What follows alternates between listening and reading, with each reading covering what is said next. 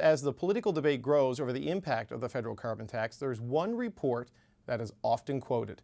The Parliamentary Budget Officer looked into how much it's actually costing Canadian households. And now, both the Liberals and the Conservatives are using his findings to their advantage.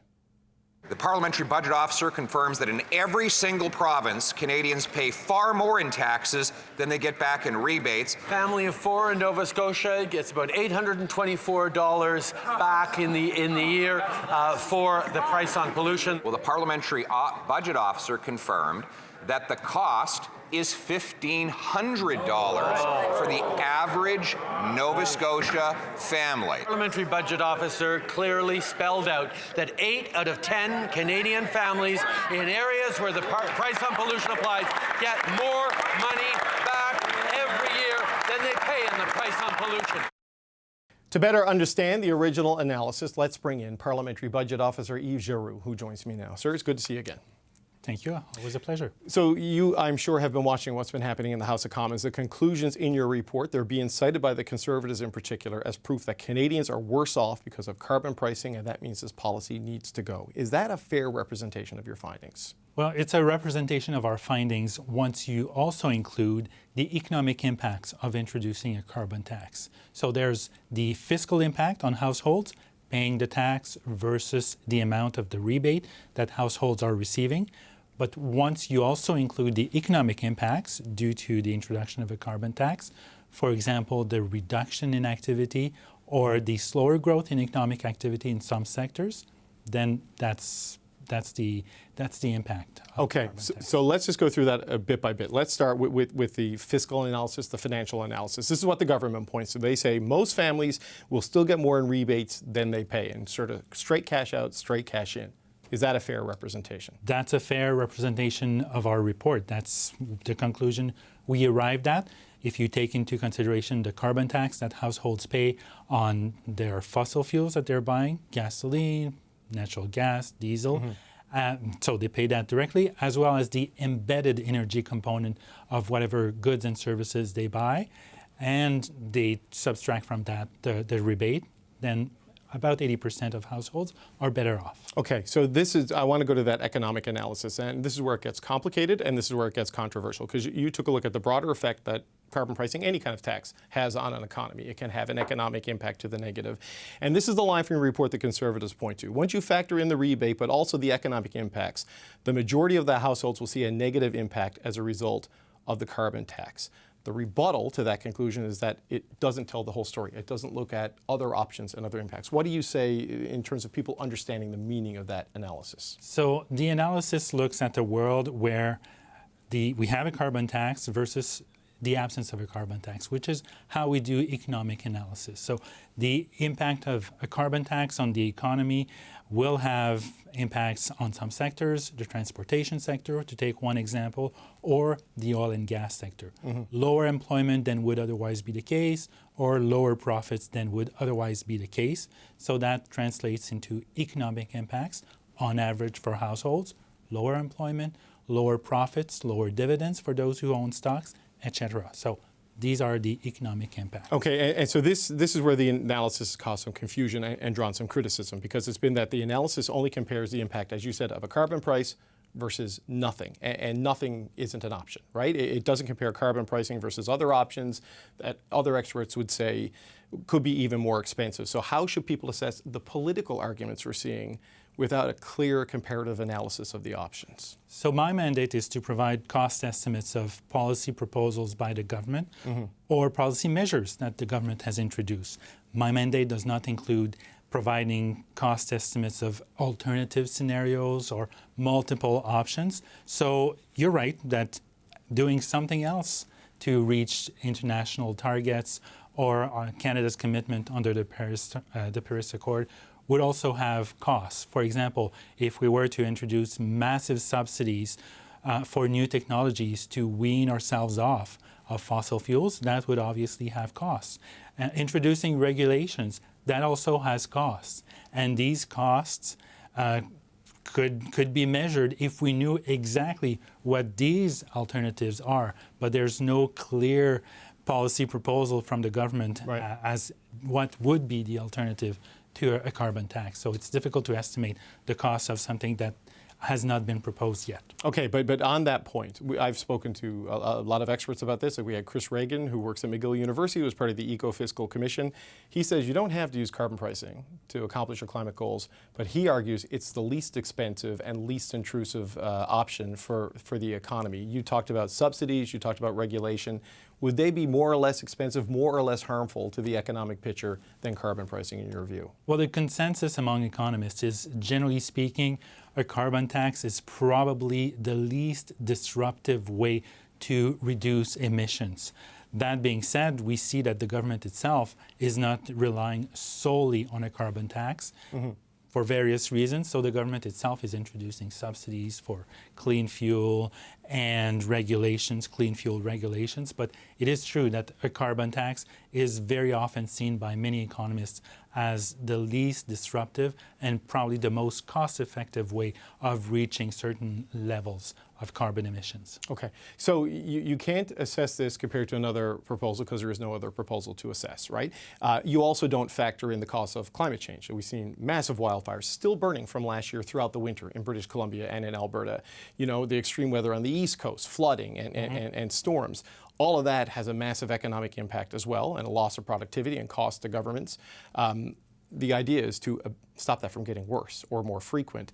How do we assess that versus, you know, the cost of using carbon pricing to lower emissions? That's a very difficult field to venture into because the number of unusual weather events that's occurring, we don't know which ones are due to climate change and which ones would have occurred anyways, or whether their extent would have been smaller or even worse, probably smaller. So especially in a short period of time. We've tried to estimate the impact of climate change between now and 2100, the year 2100, and we find that there is a cost to climate change. But for the next few years, between now and 2030, it's very difficult to determine precisely the cost of climate change. So it's an area that we ventured into, but it's not easy, and not that many institutions and organizations have established clear parameters under which to estimate the cost of climate change. So we also have the criticism of relying solely on this analysis. I'm not saying the analysis was bad, but relying solely on this because of its limits. You don't see the economic benefits of the transition to a net zero economy. You're seeing a lot of capital flowing into projects like that. There is musing about the possibility of border adjustment tariffs for people that don't have carbon pricing. So that could be a cost that the Canadian economy incurs if they get rid of carbon pricing.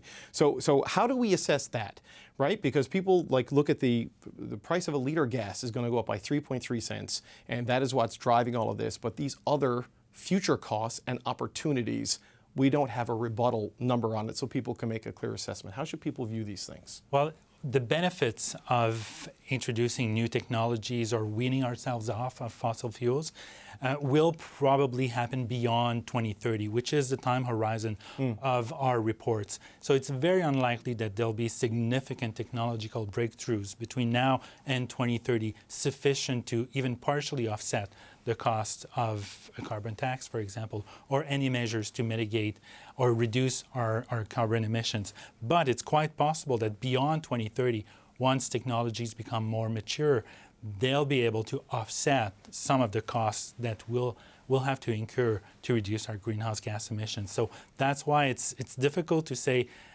whether the costs will be offset by the benefits over the longer term, but between now and 2030, it's clearly not going to happen. If you think of any technological measures that governments rely on, it usually takes several years for them to become sufficiently mature to be widespread. But really, I guess the horizon for that is more like 2050, right? When we're looking at the net zero target for the mid part of the century, we kind of have to think of that horizon, I suppose, right? So look, just as a final point, and you spelled out the limitations of your analysis and why. Your role as parliamentary budget officer, the lack of a clear alternative to assess it against. So when people look at this and say this is a verdict that this policy isn't working and isn't worth it, what do you say? I'm saying I'm providing unbiased, nonpartisan information, not pronouncements, not verdicts on policies, It's up to decision makers and Canadians to make up their own minds based on the information we provide them, so they can decide whether a carbon tax or other measures are the best way forward to reduce carbon emissions. We're not passing judgments as to whether a policy is working or not, certainly not in that case. So in non-partisan, unbiased information, but people can decide on their own. Are you comfortable with the way it's being talked about? I mean, do you regret having done it with these limitations? Do you think you should broaden it in the future? What are your thoughts there? Well, it's always good to have information, unbiased information out there for people to have enlightened debates. Whether we would do things differently, maybe with some respect, but I'm certainly happy that the reports are useful and are being used in parliamentary debates. Right. Okay, but there are many other things we need to consider beyond this, right? Okay. Totally. Yves Giroux, Parliamentary Budget Officer, thank you so much for your time today. My pleasure. Well, as the political fight continues over the impact carbon pricing has on the economy and on climate change, a new report is out today with a reality check on the climate front. It analyzed the effect that carbon pricing has had and is projected to have by 2030. Carbon pricing, according to this independent analysis by the Canadian Climate Institute, shows that it's the most important measure to help Canada achieve its climate change pollution reduction targets. Okay, we're not just going to take the minister's word for it. We've got those analysts here. It's Dale Beugin. He's the Executive Vice President of the Canadian Climate Institute. He joins me now. Thank you very much for coming. My pleasure. So let's talk about that. Where is Canada on the 2030 emissions target? That is one of the benchmarks for us to meet up to our international commitments. Where are we with the plan we're operating under? Well, we've done some independent analysis of the government's emissions reductions plan, which is their plan to achieve that target. And the big finding there is if Canada implements all the policies that it has already legislated in the books, in the works, it gets within spitting distance, it gets close. But that's all contingent on implementation of those policies. Okay, so it's not 100% hitting the bullseye, but it's pretty close if everything goes as planned. That's right. Okay, but as we're seeing, things may not go as planned because the politics on this has changed dramatically since the Liberals were elected in 2015. The debate going on about the future of the consumer carbon tax. Where does that stand in terms of its role in reducing emissions? The Conservatives say it doesn't matter. The Liberals say it's up to a third of our emission reduction. What's the reality there? Yeah, one of the problems in this debate has been the absence of numbers. Yes, it's been a discussion about vibes rather than a discussion about analytics. So this piece hopefully fills that gap.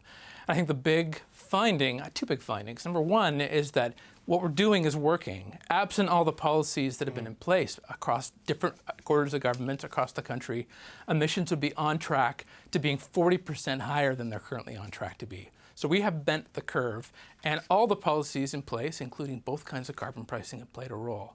The second big piece here is the industrial carbon price. The pollution pricing mechanism for big emitters is by far the biggest piece of the puzzle. It's about 3 times the emissions reductions of the consumer carbon price. So that is the big and most important piece of the puzzle. Okay, so I don't want to get too mathy here and have people get lost in the numbers, but it's important because, as you say, it can't be a conversation about vibes. The consumer carbon price, according to your findings, is about 8 to 9% of the reductions that are booked right now. 19 to 22 megatons, which I understand is basically no pollution for Manitoba, is a way to break it down. Is that, because that has been difficult to unspool, right? But that's where that lands. And so how important is that as part of the big picture and the effort to get to our goals? Yeah, so we looked at 2 kinds of numbers, and again, not to get too mathy for your viewers here, but we looked at what is already in the books, what has come from policy in the past, and again, the retail consumer carbon price is a smaller piece than the industrial carbon price. We also looked moving forward. What are the stakes of policy decisions happening now, this year, next year? And again, moving forward, the thing that drives the biggest emissions reductions is the industrial carbon price. Okay, so I don't know politically yet where the Conservatives stand on the industrial emissions policy. We know they're against the retail one, but when you look at this one, that's what percentage of our reductions is that? How central is this policy to Canada hitting its targets overall? So we look at a range. We think about how the policy can be assessed independently or in the context of other things. And it looks like moving forward, it could be up to 48% of the emissions reductions between now and 2030. That's a really big chunk. And beyond that, it would be... And beyond that, it'll be even more. All these policies will have additional, deeper impacts on emissions past 2030 as stringency continues to increase, potentially, but also as there is more time for emitters to adopt these new technologies, to make those switches. That's how these systems work. Policy works over time. Right, so because one of the challenges on the consumer price has been when you go into Hamilton and you take the steel plant and you switch their mode of electrical generation and you make it clean, you can say it's this many emissions out of the system, but like when I pay more for gas, it's hard to sort of quantify that, right? So when you look at the effectiveness of industrial policy and the big polluters and the big emitters, is that an argument against the retail carbon price, that we should focus on that and leave normal people alone, or do you need both? I think there's more than one way to answer that question. And I think different political commentators might take different answers to that question. I think for me, the analyst, the policy wonk here, what it comes down to is, does it add up? Does the math add up? Is there a plan that collectively, whether through leaning on one piece or through multiple pieces, that can contribute to those deep emissions reductions, that can contribute to what we have set ourselves up as a country to try to contribute to global efforts to stave off these climate impacts that are only getting worse every year? What's the most cost-effective and efficient, though? Because this is where this argument is, it will live and die in terms of bringing people along.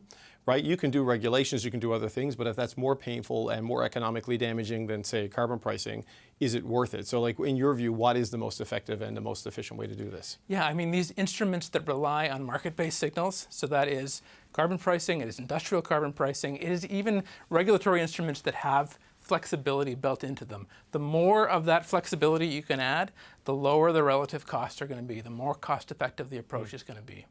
Okay, so one of the things that is also on the books to be implemented, and I'm not sure if this figures into the 2030 or not, but it's the emissions cap on oil and gas. This is another political flashpoint. Where does that fit into the picture, and how critical is that to Canada doing what it wants to do? Yeah, so we parsed out all of the key policies in the emissions reductions plan, and the emissions cap was one of those. And it is one of the top 3 in terms of contributing to emissions reductions. So it's a big piece to get to targets as well. It is still in the proposed phase rather than the legislative phase. So again, a big implementation challenge there to add that to the math to get those emissions reductions that it promises. So the bottom line here, look, I was in Vancouver when Justin Trudeau and the premiers got together and they started the process to lead to the pan-Canadian framework on clean growth and then leading to eventually carbon pricing in 2019. Very different set of politics, very different set of players. All of this seems very much fraught at this point in time. So the bottom line is, if there is this shift politically and consumer carbon pricing goes away, oil and gas emissions cap doesn't get implemented, if there's a tweak or a shift to industrial policy, what needs to replace it to hit the targets? Or are there obvious options to replace this to hit the targets, or do we just not hit the targets? I think it's not easy. I think that it's not like there are magic solutions out there. I think that we're trying to tap a bunch of different options for policies, and frankly, a lot of them are on the table right now. I'd say a few things. I'd say we want to be covering the full range of the emissions in the economy. We want to be covering the inventory and making sure that we're trying to drive emissions reductions in all parts of the economy, in all sectors, in all major sources. I would also say that there's more to do on that industrial carbon pricing system as well. And maybe even a note of optimism. That system has not seen the same flashpoints that the retail carbon price has. That it has flown under the radar to some extent. Businesses like the certainty? Is that why? They let them adjust their investments? I think businesses like the certainty. I think businesses like that it is a system that is designed to protect their competitiveness, that it is explicitly made to make sure they have incentive to reduce emissions by improving their performance, not by shifting investment and production and the emissions that come with it to the US or to other jurisdictions with weaker policy.